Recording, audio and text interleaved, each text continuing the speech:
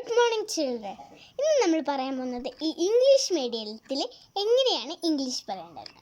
ഇപ്പം ഒരാൾ നമ്മുടെ ഇറേസർ ഇപ്പം ഒന്ന് ചോദിച്ചിട്ടെടുക്കണം.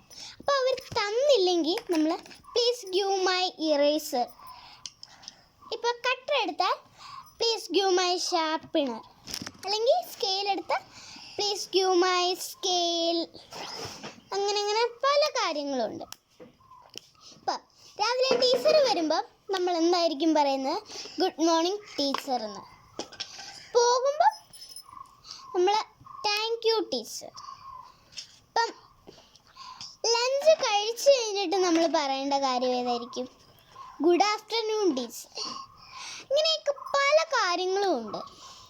ഇപ്പം please give my bat, please give my eraser, please give my box, please give my ball. ഇങ്ങനെയൊക്കെ പല കാര്യങ്ങളും ഉണ്ട്. ഇപ്പം നമ്മളൊരു വീടുണ്ടാക്കി, എന്നിട്ട് അതിൻ്റെ അകത്ത് ആരെങ്കിലും തൊട്ടാൽ